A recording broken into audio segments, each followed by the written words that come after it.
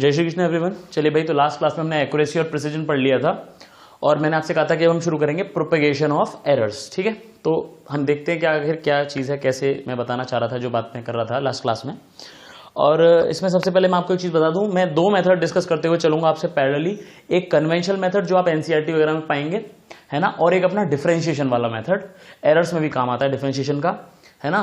तो वो आप स्कूल के लिए तो आप कन्वेंशनल वाला ही बहुत है, आपके लिए डिफरेंशिएशन का कोई ज्यादा यूज नहीं। लेकिन कंपटीशन में जब भी क्वेश्चन आएगा एरर से, याद रखिए, मान लीजिए इस बात को, डिफरेंशिएशन मेथड से ही आएगा, इसीलिए मैं दोनों आपको पैरेलली बता के चलूंगा। आपको दोनों ही याद रखने हैं। जो स्कूल में इंटरेस्टेड है वो डिफरेंशिएशन वाला ना भी पढ़े तो भी चल जाएगा, क्लियर है चीज। तो लेकिन मेरी ड्यूटी आपको दोनों चीज बता के चलूंगा, ठीक है। तो प्रोपेगेशन ऑफ एरर्स में क्या है, जैसे सपोज करिए कोई क्वांटिटी है ए, है ना, सपोज करिए कोई क्वांटिटी है ए और ये किसी क्वांटिटी सी के फॉर्मूले में आती है। मतलब कोई क्वांटिटी है सपोज सी, इसके फॉर्मूले में दो क्वांटिटीज आती हैं, ए आती है और बी आती है ना। एक एग्जांपल के लिए हम ले रहे हैं सिर्फ, जैसे कोई क्वांटिटी है क्या मेरी सी और इसके फॉर्मूले में दो क्वांटिटीज आती हैं ए और बी। जैसे फॉर एग्जांपल आप जानते हो पोटेंशियल डिफरेंस होता है I R, V is equal to I R, Ohm's law जानते हो ना। तो एक क्वांटिटी है पोटेंशियल डिफरेंस जिसके फॉर्मूले में दो चीज आ रही है आई और आर, ऐसे करके, क्लियर है। ऐसे ही अब ये जो ए और बी क्वांटिटीज हैं, ये किसके फॉर्मूले में आ रही है, सी के फॉर्मूले में। अब ये सी के फॉर्मूले में मल्टीप्लाई होकर भी आ सकती है, प्लस होके भी आ सकती है, माइनस होके भी आ सकती है, डिवाइड होके भी आ सकती है, क्लियर है। कुछ भी हो सकता है ना, ए और बी में जो रिलेशन है वो कुछ भी हो सकता है। जैसे C is equal to A plus भी हो सकता है, ए माइनस भी हो सकता है, ए मल्टीप्लाई बाय बी हो सकता है, ए डिवाइड बाय बी हो सकता है। रिलेशन तो कैसा भी हो सकता है इनमें। एक एग्जांपल के लिए मैंने मल्टीप्लाई वाला दिखा दिया आपको, लेकिन रिलेशन जरूरी नहीं यही हो, हमेशा कुछ भी हो सकता है, प्लस में, माइनस में, मल्टीप्लाई में, डिवाइड में, ठीक है। अब सपोज करिए, जैसे एक एग्जांपल ले रहा हूं, प्लस वाला एग्जांपल ले रहा हूं, तो ये सी क्वांटिटी ए पे भी डिपेंड कर रही है, बी पे भी डिपेंड कर रही है, क्योंकि ए और बी को ऐड करने से सी मिलेगा। तो जब मैं ए का मेजरमेंट करूंगा तो इसमें कुछ ना कुछ गलती होगी, बी का मेजरमेंट करूंगा इसमें कुछ ना कुछ गलती होगी। तो गारंटीड जब इन दोनों में गलती है तो आंसर जो आएगा सी का, उसमें भी कुछ ना कुछ गलती होगी, मतलब एरर होगी। बोलो समझ आया। तो इसे कहते हैं प्रोपेगेट कर गई एरर, प्रोपेगेशन ऑफ एरर। मतलब ए में एरर थी, बी में एरर थी और उसकी वजह से सी पे चली गई एरर, समझ रहे हो कि नहीं। इसे कहते हैं प्रोपेगेशन ऑफ एरर। अब यहां चाहे माइनस लिख दो, चाहे मल्टीप्लाई लिख दो, चाहे डिवाइड लिख दो, ए और बी में एरर है तो सी में जाएगी ही जाएगी। चाहे तो ऐसे कर लो, सी बराबर ए की power N multiply by B की पावर एम, अगर ऐसे भी है तो भी एरर जाएगी, ठीक है। जरूरी नहीं सिंपल मल्टीप्लाई हो, मल्टीप्लाई भी पावर्स में हो सकता है, ए की पावर 2 हो सपोज, बी की पावर 3 हो, कुछ भी हो सकता है, रिलेशन कैसा भी हो सकता है। तो हम इन जनरल रिलेशंस को स्टडी करने जा रहे हैं। एक बार हम लेंगे ए प्लस बी, एक बार लेंगे ए माइनस बी, एक बार लेंगे ए मल्टीप्लाई बी, एक बार लेंगे ए डिवाइड बी, फिर ऐसे पावर्स भी देखेंगे हम, है ना। सारे रिलेशन हम लोग देखने जा रहे हैं वन बाई वन, ठीक है। तो हेडिंग क्या है, प्रोपेगेशन ऑफ एरर्स, ठीक है। प्रोपेगेशन ऑफ एरर्स, या इसको ऐसे भी कहते हैं कॉम्बिनेशन ऑफ एरर्स, क्लियर है चीज, प्रोपेगेशन और कॉम्बिनेशन ऑफ एरर्स, ठीक। तो सबसे पहले हम किस में देखेंगे, सम में देखेंगे। किस में देखेंगे, सम में। अच्छा, इससे पहले मैं आपको कुछ एक दो रूल्स बता दूं, इसको आप चाहे तो यहीं कहीं साइड में लिख लीजिएगा, ठीक है। कहीं ऐसा सच नहीं है, लेकिन आपको बीच में काम आएंगे ये चीज, है ना। साइड में लिख लीजिएगा सिर्फ। देखो, जब भी हम दो क्वांटिटीज को ऐड करें, दो नंबर्स को आप ऐड कर रहे हो, जैसे मैं एग्जांपल से समझाता हूं, दो रूल्स आपको याद रखने हैं, ठीक है। रूल्स फॉर मैथमेटिकल या arithmetical operations, rules for arithmetical operations. इसमें पहला रूल क्या है, ध्यान समझिए। पहला है ऐड या सब्ट्रैक्शन के लिए, ऐड करना या सब्ट्रैक्ट करने के लिए, टू ऐड और subtract, to add slash subtract. जब एक क्वांटिटी में से दूसरी क्वांटिटी को सब्ट्रैक्ट कर रहे हो, जैसे फॉर एग्जांपल, जैसे सपोज करिए कि 10.008 एक क्वांटिटी है, इसमें मुझे प्लस करना है इसमें मुझे प्लस करना है सपोज 9.01 को प्लस करना है, ठीक है। तो क्या करेंगे हम लोग, ये कोई क्वांटिटी, जैसे एक लेंथ है इतनी मीटर्स और एक लेंथ है इतने मीटर्स, दोनों लेंथ को ऐड कर रहा हूं मैं सपोज, क्लियर है। या जैसे रेजिस्टेंस आप जानते हो, एक रेजिस्टेंस है सपोज 10.008 ओम्स, कितना है 10.008 ओम्स, और इसके सीरीज में एक और रेजिस्टेंस लगा दो 9.01 ओम्स, क्लियर है। ये दो रेजिस्टेंस मैंने सीरीज में ऐड कर दिए। अब जब इन दोनों को मैं प्लस करूं, क्या करूं, प्लस, तो सीरीज में आ जाएंगे कि नहीं। सीरीज में क्या होता है, रेजिस्टेंस को ऐड करना पड़ता है। तो मतलब मैं कुछ ऐसे ही बता रहा हूं कि हमें ऐड या सब्ट्रैक्ट कब करना पड़ सकता है। जैसे दो रेजिस्टेंस हो सीरीज में हो तो ऐड करना पड़ेगा कि नहीं। तो ऐड जब करूंगा तो आंसर क्या है, जरा देखते हैं इसमें। ये आया 19.018, यही तो आया मेरा आंसर। लेकिन आपको ये आंसर ऐसे नहीं देना है, ऐड और सब्ट्रैक्ट में आपको आंसर देना है डेसिमल प्लेसेस के हिसाब से। तो देखो क्या देखेंगे हम लोग, जो जिनको हमने प्लस किया है उसमें से मिनिमम डेसिमल प्लेसेस किस में है। मिनिमम मतलब देखो, इसमें तो डेसिमल प्लेसेस है 1 2 3, डेसिमल के थर्ड प्लेस तक आंसर इसमें है, इसमें डेसिमल के 2 प्लेस तक है। तो 2 प्लेस जो मिनिमम वाला है, इसमें मिनिमम प्लेसेस है, उसके हिसाब से आंसर देंगे। मतलब आंसर ये नहीं दिया जाएगा, आंसर दिया जाएगा 19.02, मतलब इसको राउंड ऑफ करना पड़ेगा 2 प्लेस तक। मैंने बताया ना, एडिशन या सब्ट्रैक्शन में किसके हिसाब से देखना है, we see according to the minimum decimal places, clear है। मिनिमम डेसिमल प्लेसेस लिख लीजिएगा, इन टू एड और subtract we consider minimum decimal places, we consider minimum decimal places, ठीक है, मिनिमम डेसिमल प्लेसेस जिसमें होंगे उसके हिसाब से। जैसे दो क्वांटिटीज ऐड हो रही थी, एक में डेसिमल के 3 प्लेस तक था, एक में डेसिमल के 2 प्लेस तक है, तो 2 प्लेस वाले के हिसाब से 2 प्लेस तक ही आंसर देंगे, 3 प्लेस तक नहीं जाना है। बोलो पक्का समझ में आया कि नहीं? क्लियर है? ये रूल है सिंपली। तो इसको 2 प्लेस तक बताना है तो राउंड ऑफ करो, तो 8 जो है 5 से बड़ा है तो राउंड ऑफ करके 0.02 आ गया, ये सही है। क्लियर है? इसको एग्जाम्पल के तौर पर आप नोट कर लीजिए, एग्जाम्पल, ठीक है। इतने ओम्स और ये इतने ओम्स आ गया, तो आंसर ये नहीं दिया जाएगा, ये दिया जाएगा 19.02 ओम्स। कायदे में ये देना चाहिए हमको। क्लियर है? वैसे अगर आप 10th क्लास में होते और क्वेश्चन कर रहे होते तो आप सिंपली यही लिख देते हैं ना, और वो आपका सही माना जाता क्योंकि आप 10th में थे। अभी आप किस में हो? 11th में। इवन मैं बताऊं अभी 12th में आएगी इलेक्ट्रिसिटी जब हम पढ़ते हैं, 12th में भी ऐसे कर दोगे तो कोई फर्क नहीं पड़ेगा। अरे यार 19.018 कह लो या 19.02 कह लो, आंसर लगभग क्या आएगा? सेम ही तो आ रहा है, तो उससे कोई इतना फर्क नहीं पड़ेगा। लेकिन एक्चुअली कैसे करना चाहिए हमको, सब बातों को ध्यान में रखते हो, वो यहां रूल्स हम पढ़ रहे हैं। क्लियर है? तो पहला रूल था ऐड और सब्ट्रैक्ट करने के लिए। दूसरा रूल मैं यहीं पे बता रहा हूं आपको, किसके लिए बता रहा हूं मैं आपको? सपोज सेकंड रूल मैं आपको बता रहा हूं मल्टीप्लाई और डिवाइड के लिए, मल्टीप्लाई या डिवाइड करने के लिए, टू मल्टीप्लाई और डिवाइड। इसमें क्या करना है? जैसे सपोज करो वोल्टेज होता है या करंट क्या होती है? वोल्टेज अपॉन रेजिस्टेंस होता है कि नहीं? तो सपोज करो वोल्टेज की जो वैल्यू है, सपोज करिए आप वोल्टेज की वैल्यू है 5.25 वोल्ट्स। क्लियर है ये चीज? 25 वोल्ट्स। और जो रेजिस्टेंस है, क्या है? रेजिस्टेंस है, उसमें जो वैल्यू है वो है 0.010 ओम्स। क्लियर है ये चीज? क्लियर है? तो इसको डिवाइड करना है। क्या करना है? डिवाइड। तो आप करेंगे I is equal to V upon R करोगे, I निकालना था तो V अपॉन R, तो आपने कहा 5.25 डिवाइडेड बाई 0.010 इस तरीके से। क्लियर है चीज? बोलो समझ आ रहा है कि नहीं? पक्की बात है। तो जब आपने इसको डिवाइड किया तो आंसर कितना आएगा आपको पता है? बताओ जल्दी से। आंसर आएगा 525 एम्पियर। कितना आएगा आंसर? 525 एम्पियर। अरे पक्का समझ में आ रहा है कि नहीं? तो ये नॉर्मल प्रोसीजर आप इस तरीके के क्वेश्चंस करते थे, ठीक है? ये बात समझ में आई? इससे आप सिंपली क्या कर रहे हैं? इसको डिवाइड कर दिया आपने। लेकिन अभी आप क्या याद रखें, आप ऐसे क्वेश्चन कर चुके हो ना, आप सपोज ऐसी वैल्यू दी होती, ऐसी वैल्यू दी होती तो ये इस तरीके का आ जाता। अभी आपको यहाँ पे क्या समझना होगा, लेकिन ध्यान से सुनिएगा। यहां पे जब भी आप मल्टीप्लाई एंड डिवाइड करेंगे तो जो फाइनल आंसर होगा, जो क्या होगा? फाइनल आंसर होगा, वो आप किसके हिसाब से देंगे? वो आप मिनिमम सिग्निफिकेंट फिगर्स के हिसाब से देंगे। जैसे प्लस और माइनस में किसको देखना था? मिनिमम डेसिमल प्लेसेस को देख रहे थे। यहां पे मिनिमम सिग्निफिकेंट फिगर्स को देखेंगे। किसको देखेंगे? मिनिमम सिग्निफिकेंट फिगर्स को देखेंगे। मेरी बात आपको समझ में नहीं आ रही? क्लियर चीज? किसको देखेंगे? मिनिमम सिग्निफिकेंट फिगर को। प्लस माइनस ये मल्टीप्लाई डिवाइड के रूल है। तो क्या है ये? 5.25, ये क्या है? 0.010 ऐसे करके। तो ये मेरा आंसर आ रहा है इस तरीके से। तो मैं इसे कुछ इसमें कन्वर्ट करूं कि इसमें कितने सिग्निफिकेंट फिगर रह जाए। देखो इसमें कितने सिग्निफिकेंट फिगर हैं? इसमें सिग्निफिकेंट फिगर्स हैं 3। इसमें कितने सिग्निफिकेंट फिगर्स हैं? इसमें सिग्निफिकेंट फिगर्स हैं 2। क्योंकि आपको पता है ये वाला 0 और ये वाला 0 किसी भी काम का नहीं होता। Is that clear to you? बोलो समझ आ रहा है कि नहीं? तो जब इसको हम डिवाइड कर रहे हैं इस तरीके से, यहाँ पे 2 आएगा, 2 सिग्निफिकेंट फिगर है। तो इसमें 3 सिग्निफिकेंट फिगर, इसमें 2 सिग्निफिकेंट फिगर। तो मिनिमल किसमें है? मिनिमम किसमें है? इसमें 2 सिग्निफिकेंट फिगर है। और मेरा जो सिंपल ये आंसर आ रहा है, ये जो मेरा आंसर आ रहा है, इसमें क्या आ रहा है? 525 एम्पियर। इसमें कितने सिग्निफिकेंट फिगर्स हैं? सॉरी है ना, हाँ, करंट तो इतने एम्पियर है। इसमें कितने सिग्निफिकेंट फिगर्स हैं? इसमें जो सिग्निफिकेंट फिगर्स हैं वो है कितने? 3 सिग्निफिकेंट फिगर है इसमें, 5, 2 एंड 5। और मुझे किसके हिसाब से आंसर देना चाहिए? 2 के हिसाब से।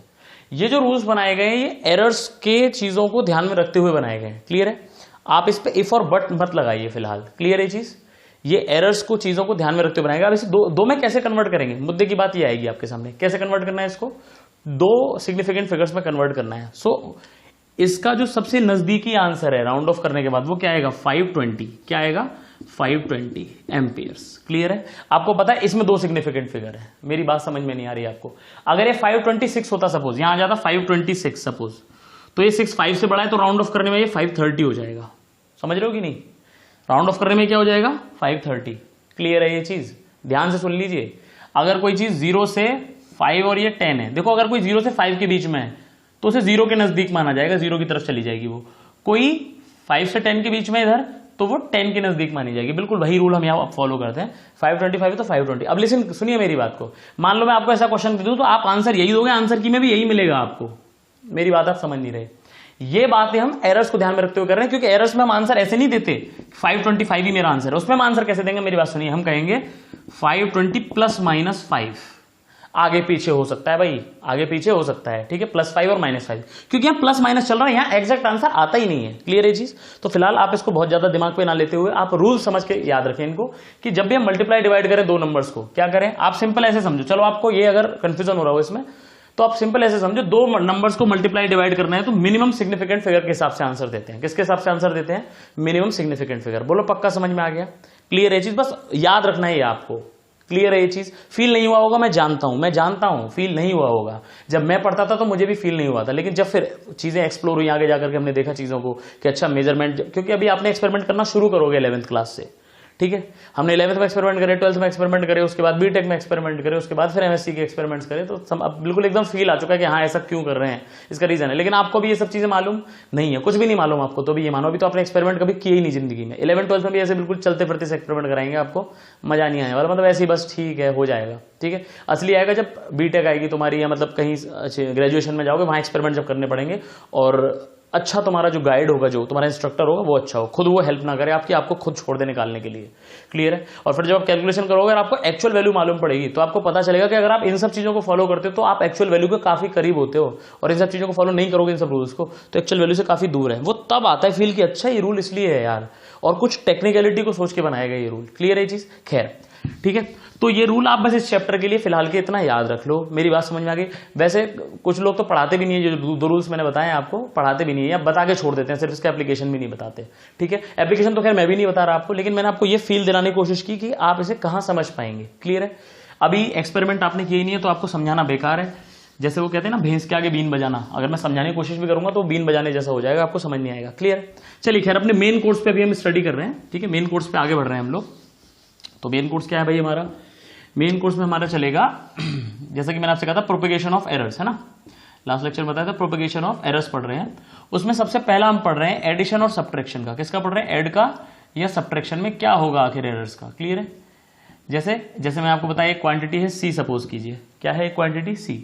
अब वो ए और बी पे डिपेंड कर रही है, और ए और बी के एडिशन पे डिपेंड कर रही है, ठीक है। एग्जांपल ले लेते हैं इसका, जैसे एक रेजिस्टेंस है R1 और एक रेजिस्टेंस है R2, और मैंने इनको सीरीज कॉम्बिनेशन में लगा दिया, तो आप जानते हैं जो रिजल्टेंट आएगा R इक्विवेलेंट, वो क्या होगा? R1 plus R2। जैसे दो क्वांटिटीज हैं, तीसरी क्वांटिटी उनके सम के बराबर है। क्लियर है? तो ऐसा कुछ देख रहे हैं हम। अब इसका मेजरमेंट करूंगा मैं R1 का, इसका भी मेजरमेंट करूंगा R2 का, इनमें कुछ कुछ गलती होगी। जब इनमें कुछ कुछ गलती होगी तो R इक्विवेलेंट में भी गलती हो जाएगी, है ना। तो गलती यहां से वहां पहुंच गई, एक्चुअली गलती इनमें थी, लेकिन क्योंकि इन दोनों का सम ही ये है तो इनमें गलती हुई, तो इनमें भी, इसमें तो गलती होना तय है, बिल्कुल फिक्स है। क्लियर? बिल्कुल ऐसा। ऐसी ए और बी में गलती होगी तो सी में गलती हो जाएगी, वही देखने जा रहे हैं। क्लियर है ये चीज? ठीक है, तो अब ऐसा देखने जा रहे हैं। अब ए जो क्वांटिटी है उसका आपने मेजरमेंट किया, और ए की वैल्यू आ रही है ए प्लस माइनस डेल्टा ए, क्योंकि आप लोग जानते हो एरर्स में हम इस चैप्टर में पूरे में हम मेजरमेंट में क्या करेंगे, किसी की भी वैल्यू क्या दी जाती है, उसकी mean value plus minus delta A. तो मैं ए लिख दे रहा हूं सिर्फ, इसको बुक्स में भी सिंपल ऐसे लिखते हैं, ए की जो भी वैल्यू है प्लस माइनस उसका एरर लिखते हैं। क्लियर है ना? ऐसे ही बी का मतलब क्या होगा? बी का मतलब है B plus minus delta B. बोलो समझ आएगी नहीं? यहां डेल्टा ए क्या है? Absolute error in A. ऐसे डेल्टा बी क्या है? Mean absolute error in B. Clear है ये चीज? तो बिल्कुल ऐसे ही मुझे बताइए जरा, सी को कैसे लिखा जाएगा? सी प्लस डेल्टा सी। सी को कैसे लिखा जाएगा? सी में भी कुछ ना कुछ तो एरर आएगी, और यही एरर एक्चुअली मुझे फाइंड करनी है। ये तो गिवन है भाई, मेरे को ये भी गिवन है, मुझे तो इस वाली क्वांटिटी पता करना है इसमें कितनी एरर आई। इसको मैं मेजर करूंगा, इसकी एरर में निकाल सकता हूं, इसकी मैं मेजर करूंगा, इसकी एरर आ जाएगी मेरे पास। मुझे पता करना है कि अगर इसमें इतनी एरर है डेल्टा ए, इसमें है डेल्टा बी एरर, तो आखिर इसमें कितनी एरर आएगी, मुझे यही पता करना है। इसका असर इस पे क्या पड़ेगा, इन दोनों एरर्स का इस पे असर क्या पड़ेगा, वही तो मुझे देखना है। Propagation of errors. क्लियर है? या इन दोनों का कॉम्बाइन होकर क्या एरर आएगी। क्लियर है? वही मुझे देखना है। तो बस ये है इक्वेशन नंबर 1, ठीक है। और लिख लीजिएगा फिर, we know that A is equal to A plus delta A, and similarly B is equal to, and similarly C is equal to C plus delta C. ये सब लिखेंगे, और फिर ये वैल्यू सारी पुट इन फर्स्ट कर देंगे। इन सारी वैल्यूज को क्या कर देना हमें? Put in first. तो जब आप पुट करेंगे तो क्या आएगा? C plus minus delta C is equal to A plus minus delta A, plus बीच में प्लस आ रहा है, और बी की जगह B plus minus delta B. Got my point और नॉट? कंफ्यूज मत हो ना कि सर ये भी ए और ये भी ए। ये हम बता रहे हैं कि क्वांटिटी को लिखने का तरीका ही ये होता है इस चैप्टर में। मेजरमेंट में क्वांटिटी को लिखेंगे हम ए प्लस माइनस डेल्टा ए। मेरी बात आपको समझ में नहीं आई? अरे पक्की बात है, ए प्लस डेल्टा ए। इसको किसी भी क्वांटिटी को लिखने का तरीका ही प्लस माइनस एरर के साथ होता है। तो ए की वैल्यू जो भी है, जो भी ए है, इसके साथ एरर और बताई जाती है, उसे कहते हैं। क्लियर है? तो ये मैंने यहां पुट कर दी इनकी वैल्यूज। अब आप यहां देख रहे हैं C plus minus delta C. अब यहां पे देखें जरा, ए एज इट इज रहेगा, प्लस में बी भी एज इट इज रहेगा, और क्या है ये प्लस माइनस डेल्टा ए है, और ये क्या है प्लस माइनस डेल्टा बी। कोई प्रॉब्लम किसी को? ठीक है। अगर इन दोनों में आप देखें तो प्लस माइनस तो कॉमन ही आ जाएगा, दोनों में प्लस माइनस कॉमन आ जाएगा, तो अंदर क्या बचेगा? सिर्फ प्लस। ऐसे ही तो बचेगा, सोच लो, प्लस माइनस कॉमन आ गया, दैट्स इट। क्लियर है ये चीज? अच्छा मुझे बताओ ए प्लस बी और सी इक्वल है क्या? ए प्लस बी और सी इक्वल है कि नहीं? तो देखिए C plus delta C is equal to A plus B का तो मतलब ही सी के इक्वल है, ए प्लस बी सी है, plus minus delta A plus sorry bracket में plus delta B. Got my point और नॉट? सॉरी, ठीक है। तो C plus minus delta A plus delta B, ऐसा। सी से सी क्या हो जाएगा? दोनों तरफ कैंसिल। तो आपको पता चला कि प्लस माइनस डेल्टा सी जो है वो plus minus delta A plus delta B के इक्वल आ रहा है, और यहां से आपको पता चला कि डेल्टा सी जो है वही है delta A plus delta B. That's it. ये आपका क्या हो गया भाई? आंसर हो गया। मेरी बात पक्का समझ में आ गई आपको? अरे बात पक्का समझ में आई? क्लियर है ये चीज? तो क्या आई जो एरर है डेल्टा सी क्या आया? Delta A plus delta B. मतलब अगर दो क्वांटिटीज को आप सम करके तीसरी क्वांटिटी लेके आ रहे हो, दो क्वांटिटीज है उनको सम करके तीसरी क्वांटिटी आ रही है, तो इस वाली थर्ड क्वांटिटी में होने वाला एब्सोल्यूट एरर इन दोनों के एब्सोल्यूट एरर के सम के इक्वल होता है। देखो सी में होने वाला एब्सोल्यूट एरर ए में होने वाले और बी में होने वाले का सम है। क्लियर है? ए में होने वाला एब्सोल्यूट एरर और बी में होने वाला एब्सोल्यूट एरर डेल्टा बी, इन दोनों का सम है सी में होने वाला एब्सोल्यूट एरर। क्लियर है ये चीज? और सेम टू सेम माइनस के लिए भी बात सच है। क्लियर है? प्लस के लिए तो आपको समझ में आ गया, माइनस के लिए भी समझाता हूं, लेकिन उससे पहले थोड़ा सा और एनालाइज करते हैं इसको। देखिए ये इसका एरर पार्ट है। अगर आप इस एरर पार्ट को देखें, जो बात मैंने आपको नहीं बताई, आपसे छुपाई, अब जरा उसको एक्सप्लेन कर रहा हूं। ठीक है, जरा देखें, ये था प्लस माइनस डेल्टा ए और प्लस माइनस डेल्टा बी, जिसमें से मैंने प्लस माइनस को कॉमन ले लिया था, है ना। जैसे अगर प्लस प्लस होता या माइनस माइनस होता सिर्फ, तो माइनस कॉमन आ जाता, प्लस प्लस होता तो प्लस तो कॉमन है ही। ठीक है, और प्लस माइनस से दोनों कॉमन ले लिया। अब इसको थोड़ा एक्सप्लेन करके बताता हूं आपको। ये अगर आप देखें प्लस माइनस चार पॉसिबिलिटी बनती है इसमें। ए प्लस हो, बी भी प्लस हो, या ए प्लस हो, बी माइनस हो।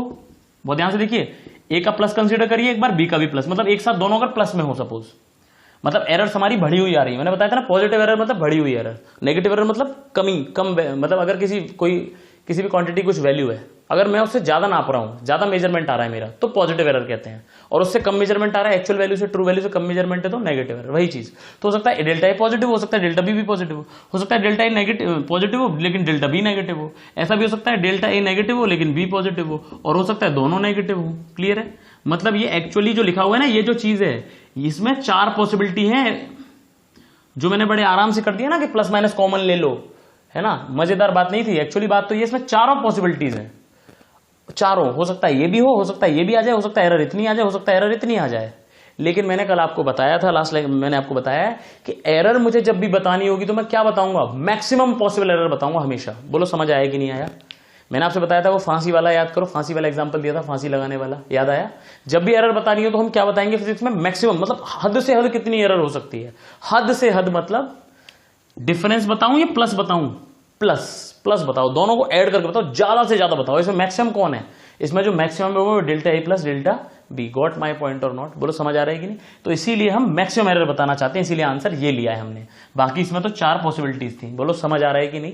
पक्की बात है। अब मैं आपको लेके जा रहा हूं माइनस वाले की तरफ। किसकी तरफ लेके जा रहा हूं बेटा? माइनस की तरफ। तो एक किसका हो गया? एडिशन का बता दिया। अब दूसरा कर रहा हूं यहाँ, इसको जो फर्स्ट है वो उसको दो पार्ट समझ लो। पहला पार्ट है एडिशन, दूसरा पार्ट क्या है? सब्ट्रैक्शन। मान लो अगर ये सब्ट्रैक्शन होता तो फिर से यही प्रोसेस करते, फिर क्या करते हैं, यहाँ पे प्लस माइनस की जगह यही रहता, इसकी जगह यही रहता, यहाँ पे माइनस आ जाता। क्लियर है? यहाँ पे क्या आ जाता? माइनस। अब इसको जब मैं ओपन करता हूं तो देखो कैसे करता, ए माइनस बी, ए और ये माइनस बी। ठीक है, अब देखिएगा, प्लस माइनस डेल्टा ए और ये माइनस, अब यार डेल्टा बी लिखूंगा मैं, तो देखो माइनस जब प्लस के साथ अप्लाई होगा तो माइनस आ जाएगा, minus into plus equal to minus, और माइनस माइनस के साथ अप्लाई हुआ होता तो प्लस आ जाएगा। समझ पा रहे हो कि नहीं? देखो समझो, मान लो सिर्फ प्लस होता, सिर्फ ये प्लस होता अकेला, तो माइनस डेल्टा बी आता। क्या आता? Minus delta B. और अगर माइनस होता तो प्लस आता। तो मैं दोनों पॉसिबिलिटी लिख रहा हूं ना, प्लस के साथ कंबाइन होगा ये तो माइनस आएगा, माइनस के साथ माइनस कंबाइन होगा तो प्लस आएगा। ठीक है, पिछले वाले में प्लस माइनस था, इस बार प्लस माइनस प्लस, यानी इस बार यहां ये ऊपर माइनस आ गया और नीचे प्लस आ गया। लेकिन पॉसिबिलिटी तो फिर भी वही है। हो सकता है ए पॉजिटिव हो, बी भी पॉजिटिव हो सकता है ये नेगेटिव हो, वो भी नेगेटिव हो सकता है ये नेगेटिव वो पॉजिटिव हो सकता है ये पॉजिटिव वो नेगेटिव। चार ही तो पॉसिबिलिटी बनी। फिर से देख लो, यही पॉसिबिलिटी है। एक बार इसका भी प्लस इसका भी प्लस, ठीक है, दोनों प्लस हो गए। इसका प्लस इसका माइनस, ये भी हो सकता है। इसका माइनस इसका प्लस, ये भी हो सकता है। इसका भी माइनस इसका भी माइनस, ये भी हो सकता है। दोनों पॉसिबल है ना, ये डेल्टा बी है, सॉरी, ठीक है। फिर से यही पॉसिबिलिटी है। और फिर से मैं एरर क्या बताना चाहता हूं, हमेशा और हमेशा और हमेशा मैक्सिमम ही बताना चाहता हूं। तो फिर से एरर कितनी ही आएगी इसमें, delta A plus delta B, error वाला पार्ट का मैक्सिमम ही लेना चाहता हूं। क्लियर है? आप इसको ऐसे भी कर सकते हो। क्लियर है? सिंपली इसमें भी क्या करोगे, प्लस माइनस कॉमन आ जाएगा, ये बचेगा डेल्टा ए और ये बचेगा प्लस डेल्टा बी। क्योंकि देखो प्लस माइनस भाई मैं किसी चीज को ऐसे लिखूं, प्लस माइनस डेल्टा ए या माइनस प्लस डेल्टा ए, अरे यार बात तो एक ही है ना, मेरी बात नहीं समझे। मैं कहूं इस क्वांटिटी का मेजरमेंट है 5 प्लस माइनस 0.1 कह दूं, या मैं माइनस प्लस 0.1 कह दूं, एक ही तो बात समझ में आती है दोनों से, वो एक ही तो चीज है, कुछ भी पहले ले लो। तो स्टिल फिर से भी इसमें क्या कॉमन है, प्लस माइनस ही कॉमन है, ये delta A plus delta B बनेगा। और ज्यादा डिटेल में अगर एक्सप्लेन करना चाहो तो ये बता देना कि इसकी 4 पॉसिबिलिटी हैं, और मैं हमेशा मैक्सिमम एरर बताता हूं, इसीलिए हमेशा प्लस वाला ही लेना है मेरे को। क्लियर है? तो delta A plus delta B ही इसमें एरर आएगा। क्लियर है? तो ये कौन सा तरीका था भाई मेरा, ये जनरल मेथड था। अब मैं डिफरेंशिएशन मेथड यूज करूंगा, ठीक है। प्लस और माइनस वाले मतलब एडिशन और सब्ट्रैक्शन वाले में जनरल मेथड और डिफरेंशिएशन मेथड में कुछ भी स्पेशलिटी नहीं है, मतलब दोनों एक ही जैसे हैं। कुछ ऐसा नहीं कि डिफरेंशिएशन से आप बहुत अच्छा कर लोगे, डिफरेंशियल मेथड आगे काम आएगा अच्छे से, ठीक है। तो डिफरेंशिएशन वाला मेथड समझ लीजिए जल्दी से, पहले इतना समझ में आ गया ना, मतलब अगर ऐड करो या सब्ट्रैक्ट करो तो एरर कैसे निकाली जाएगी, एब्सोल्यूट एरर जो आएगी वो आएगी दोनों में जो एब्सोल्यूट एरर है उनको ऐड कर दो। क्या कर दो? ऐड कर दो, ठीक है। तो अब ये जो दो चीजें मैंने आपको जो डेरिवेशन कराए हैं, एक तरीके से डेरिवेशन ही हो गया ये, तो अब इनका डिफरेंशिएशन जो मेथड है हमारा उससे कैसे करेंगे, देखिए फिर से d is equal to A plus B है सपोज, है ना। अब एडिशन वाला करा रहा हूं, फिर से एक बार डेरिवेशन कर रहे हैं डिफरेंशिएशन मेथड से। अब मैंने आपको एक चीज बताई थी, डिफरेंशिएशन किसी भी क्वांटिटी, जैसे x का डिफरेंशिएशन होता था dx। अब इस dx के मतलब समझाए थे, इस dx के 3 मतलब हो सकते हैं। dx x में होने वाला छोटा सा चेंज हो सकता है, dx x का छोटा सा पार्ट हो सकता है, या dx x में होने वाली एरर भी हो सकती है। बोलो याद आया कि नहीं आया? dx क्या हो सकती है? x में होने वाली एरर, यहीं से मेरा मतलब है। अब क्या करो, इसे लिखो इक्वेशन नंबर 1। इस इक्वेशन को क्या कर दो, डिफरेंशिएट कर दो, किसी के रेस्पेक्ट में नहीं, ऐसे कर दो, सिर्फ डिफरेंशिएट दिस इक्वेशन।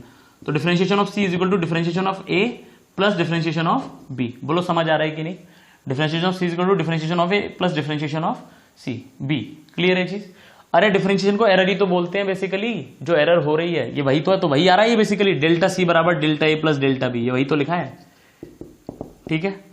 क्लियर है चीज? अब मैं आपको एक बात बताना चाहता हूं, ये जो हम एनालिसिस कर रहे हैं ये बहुत छोटी छोटी एरर्स के लिए कर रहे हैं। मतलब ये जो पूरा मैं आपको जितना एरर पढ़ाऊंगा सेकंड लास्ट टॉपिक तक, इसमें जो सेकंड लास्ट टॉपिक है इस चैप्टर का, मतलब एरर में जितना भी पढ़ा रहा हूं मैं आपको अभी से लेकर के और सेकंड लास्ट टॉपिक तक, लास्ट टॉपिक को छोड़ दो तो इसमें मैं आपको एरर्स बहुत छोटी एरर्स के लिए पढ़ा रहा हूं। क्योंकि एरर का मतलब होता है एरर, एरर का मतलब ब्लंडर नहीं होता, मतलब ऐसा गलती का मतलब गलती होता है, गुनाह नहीं होता है, ठीक है। एरर का मतलब गलती। क्लियर है? समझिए मेरी बात को। सपोज करो इस बोर्ड की लेंथ जो है 5 फीट है, अगर मैं इस 5 फीट को 10 फीट नाप दूं तो फिर वो एरर नहीं है, फिर वो बदतमीजी हो जाएगी। मेरी बात नहीं आ रही समझ में?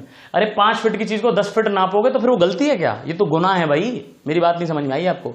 हम गलतियों की बात कर रहे हैं यहाँ, बहुत छोटी छोटी होती गलती। ऐसा नहीं कि कोई चीज है x उसको नाप दिया तुमने डबल या ट्रिपल नाप दिया उसको, ऐसी चीजें यहाँ नहीं कर रहे हैं। मतलब यहाँ हम छोटी एरर्स की ही बात कर रहे हैं। तो भले ही हम उसको कन्वेंशनली डेल्टा लिख रहे हैं लेकिन उसे d से भी रिप्रेजेंट कर सकते हैं, क्योंकि डिफरेंशियल मतलब छोटा होता है। डिफरेंशियल का क्या मतलब होता है? छोटा। मेरी बात समझ आ रही है कि नहीं आ रही? तो इस तरीके से ऐसे इसको हमने देखा कि डेल्टा सी बराबर delta A plus delta B, खत्म। एक लाइन में डेरिवेशन हो गया। जो मैंने इतना लंबा बताया था वो क्या हो गया? एक लाइन में हो गया, ठीक है। तो ये एक बात हुई। क्लियर है? इसमें भी 4 पॉसिबिलिटी है लेकिन आप समझे नहीं अभी। देखिए ये डी ए, खुद ध्यान से सोचिएगा भाई, डिफरेंशिएशन पॉजिटिव भी हो सकता है नेगेटिव भी हो सकता है। अगर ए की वैल्यू ज्यादा हुई, बड़ी मतलब प्लस में, तो प्लस भी हो सकता है माइनस भी हो सकता है। ऐसे डी भी प्लस हो सकता है और माइनस भी हो सकता है। तो 4 पॉसिबिलिटी है, D A plus D B, D A minus D B, minus D A plus D B, minus D A minus D B. लेकिन कौन सी लेनी है? मैक्सिमम। तो मतलब यही आंसर आ जाएगा। क्लियर है? फिर से अब मान लीजिए हम माइनस वाले के लिए करता, मैं डेरिवेशन ये वाला माइनस वाले के लिए करता, तो यहां पे क्या आता? D A minus D B. लेकिन फिर से पॉसिबिलिटी क्या होती है? डी ए प्लस भी हो सकता है माइनस भी हो सकता है, ऐसी डीबी भी प्लस भी हो सकता है और माइनस भी हो सकता है। तो ये माइनस है यहां और ये भी प्लस माइनस हो सकता है, मतलब एक तरह से ब्रैकेट मान के चलो, यहाँ ये प्लस भी हो सकता है माइनस भी हो सकता है, ठीक है। अगर वैल्यू ज्यादा है बी की तो प्लस और कम है बी की तो माइनस। माइनस जब अंदर जाएगा तो क्या हो जाएगा? माइनस अंदर चला गया तो ये माइनस बन जाएगा और ये प्लस बन जाएगा, उल्टा हो जाएगा, प्लस माइनस से माइनस प्लस। फिर से 4 कॉम्बिनेशन, या तो ये वाला प्लस ये वाला माइनस, या ये वाला प्लस या ये वाला भी प्लस, ये वाला माइनस ये वाला माइनस, ये वाला प्लस ये वाला माइनस ये वाला प्लस। फिर से 4 पॉसिबिलिटी बन गई वैसी वाली। फिर से हम कौन सी वाली लेंगे? मैक्सिमम वाली लेंगे, क्योंकि हम जानते हैं हम एरर हमेशा क्या बताएंगे? मैक्सिमम बताएंगे। बोलो समझ में आ रहा है कि नहीं? क्लियर है ये चीज? इस तरीके से हमारा ये ऐड ही आएगा आंसर, ठीक है। मतलब हमेशा एरर्स क्या हो जाती हैं, चाहे सब्ट्रैक्शन हो चाहे एडिशन हो, एरर्स हमेशा क्या होने वाली है, ऐड होने वाली है। एरर्स को हम ऐड ही करते हैं। क्लियर है बेटा, ये चीज पक्की बात है, ठीक है। चलिए इस पे क्वेश्चन कर लें जरा एक दो, ताकि आपको समझ आ जाए फंडा क्या है इसका, है ना। चलिए लिखिए फटाफट, क्वेश्चन लिख लीजिए। R1 if R1 is equal to 5.00 plus minus 0.02 ohms and R2 is equal to 2.0 या 2.10 प्लस माइनस 0.01 ohms, ऐसे करके, है ना। Find equivalent resistance in series combination of these two. अगर इन दो रेजिस्टेंस को मैं सीरीज कॉम्बिनेशन में लगा दूंगा तो इक्विवेलेंट रेजिस्टेंस क्या आएगा। तो देखिए आप इस क्वेश्चन को कैसे करेंगे। आर इक्विवेलेंट क्या होता है भाई, R1 plus R2।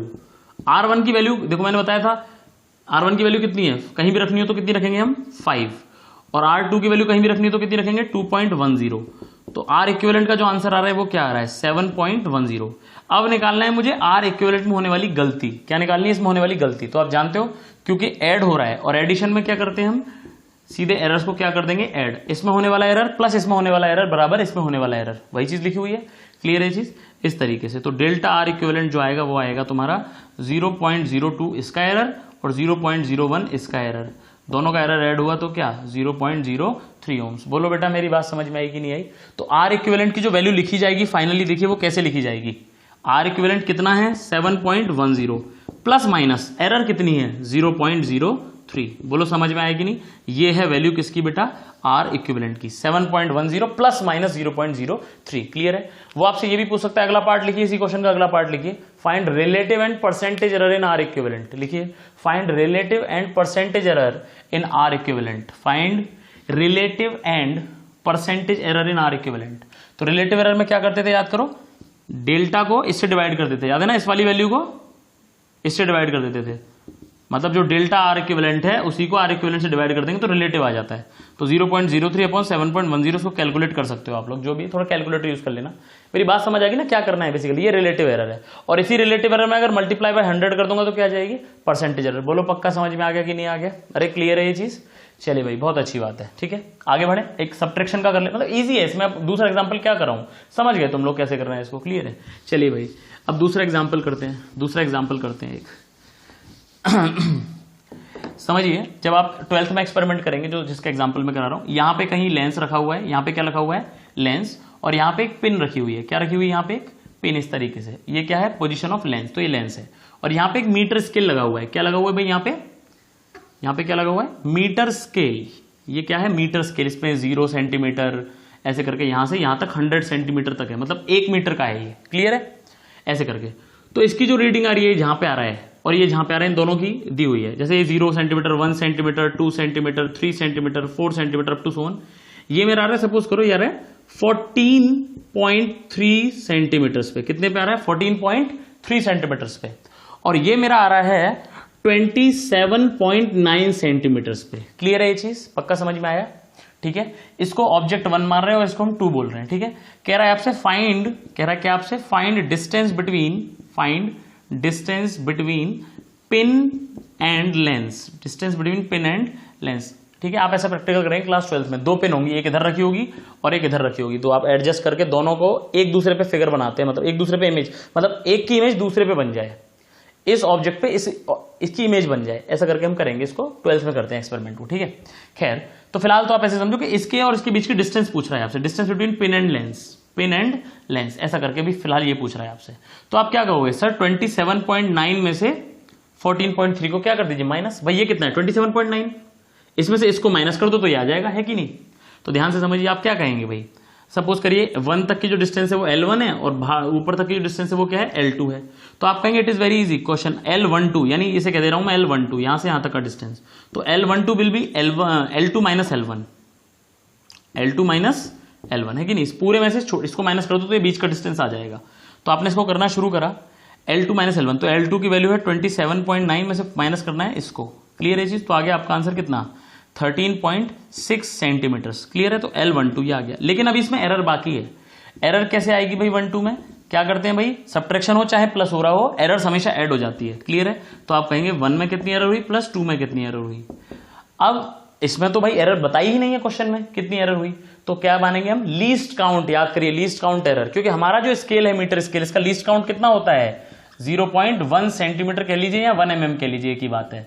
So least count is 0.1 centimetre. जब कोई एरर नहीं दी तो मैंने बताया था, कुछ ना दिया हो तो अपने आप समझ जाना है लीस्ट काउंट के बराबर है तो मानना ही मानना है एरर को। क्लियर है चीज, क्लियर है भाई। इसमें कितनी गलती कर सकता है कोई मैक्सिमम 0.1, तो बस उसे मान लो, क्लियर है। तो लीस्ट काउंट के बराबर मानना ही मानना है। इसमें भी 0.1 प्लस इसमें भी 0.1 तो आएगा 0.2 सेंटीमीटर्स। और आंसर जो आएगा वो क्या होगा, delta L12 upon L12, sorry answer जो आएगा, ये तो मैं रिलेटिव एरर निकालने लगा, जो आंसर आएगा L12 का वो होगा 13.6 plus minus 0.2 centimetre. This is the answer. बोलो समझ में आया कि नहीं आया। अब मैं आपको सच बता रहा हूं, आप ऐसा एक्सपेरिमेंट 12th में करोगे और ये निकालना पड़ेगा आपको, यहां से यहां तक की डिस्टेंस कितनी है, इसे कहेंगे यू। ऑब्जेक्ट की डिस्टेंस कितनी है इससे, लेंस से, याद है ना, यू और वी। क्लास 10th में पढ़ा है ऑप्टिक्स, आपने ऑप्टिक्स में पढ़ा देते हैं, इमेज वी पे बन रहा है, ऑब्जेक्ट यू पे, तो ये यू आपको फाइंड करना पड़ता है। तो यू जब आप फाइंड कर रहे हो तो उसमें कुछ एरर आ रहा है कि नहीं आ रहा, एरर आ रहा है। तो आप जब इसकी फोकल लेंथ फाइंड करोगे, इसी फॉर्मूले यू आ जाएगा, वी आ जाएगा, focal length 1/f = 1/v - 1/u, उस फॉर्मूले में ये चीज रखी जाएगी। फिर तो जब यू में गलती है और वी में भी गलती होगी तो एफ में फोकल लेंथ निकालने में गलती होगी कि नहीं होगी। ठीक है, आप ये एक्सपेरिमेंट करेंगे 12th में, इसकी फोकल लेंथ निकालने के लिए, इस लेंस की फोकल लेंथ निकालोगे इस एक्सपेरिमेंट से। आप यहां पे एक और पेन होगी, ये इमेज की तरह बिहेव करेगा या ऑब्जेक्ट की तरह, ठीक है। तो ये यू और ये क्या बनेगा वी, ये डिस्टेंस भी निकालोगे, ये भी निकालोगे, यू और वी आ जाएगा तो फिर 1/f = 1/v - 1/u, है ना, लेंस फॉर्मूला होता था ये। तो v की वैल्यू डालोगे, u की वैल्यू डालोगे तो f के लिए कैलकुलेट करोगे। बोलो समझ आ रहा है कि नहीं। तो मैं ये कहना चाह रहा हूं बस। तो जब v में और u में गलती हो रही है तो फोकल लेंथ में गलती होगी। तो टीचर आपसे पूछेगा एक्सपेरिमेंट कराने के बाद कि फोकल लेंथ कितनी आई बेटा ये बताओ, और फोकल लेंथ में एरर कितनी आई ये भी बताओ। हर एक्सपेरिमेंट जो भी आप करोगे उसमें आपका लास्ट स्टेप होगा, जब प्रैक्टिकल फाइल बनाओगे तो हर एक्सपेरिमेंट में लास्ट क्या होगा, परसेंटेज एरर निकलवाएगा टीचर आपसे। क्या निकलवाएगा, परसेंटेज एरर। बिना उसके आपका पूरा एक्सपेरिमेंट अधूरा होगा, उसको मान ही नहीं जाएगा। क्लियर है, चलिए साहब, तो आगे बढ़ रहे हैं हम लोग, ठीक है। So it is 13.6 plus minus 0.2 ऐसे करके सेंटीमीटर्स में आ गया। अब यही मैं आपसे पूछूं, बी पार्ट लिख लीजिए इसका, find relative and percentage error. Find relative and percentage error. तो रिलेटिव और परसेंटेज एरर कैसे फाइंड करेंगे आप कहेंगे रिलेटिव एरर हो जाएगी डेल्टा L12 अपॉन L12, मतलब इसको इससे डिवाइड कर दो 0.2 अपॉन 13.6, ये आगे रिलेटिव एरर। रिलेटिव एरर या परसेंटेज एरर की कोई यूनिट तो होती नहीं है, क्योंकि रेशो है भाई, ये भी सेंटीमीटर में ये भी सेंटीमीटर में कैंसिल हो गए, सेंटीमीटर सेंटीमीटर। तो ये आपका क्या आ गया बेटा, रिलेटिव एरर। इसको 100 से मल्टीप्लाई कर दो, क्या आ जाएगा, परसेंटेज एरर आ जाएगा। बोलो पक्का समझ में आया कि नहीं आया। तो ऐसा ही सबट्रैक्शन का एक एग्जाम्पल करा दिया मैंने आपको। बोलो पक्का समझ में आ गया, क्लियर है ये चीज, ठीक है, बढ़िया भाई। चलिए ये समझ में आ गया आपको। अब हम किसकी तरफ जाएंगे, मल्टीप्लीकेशन और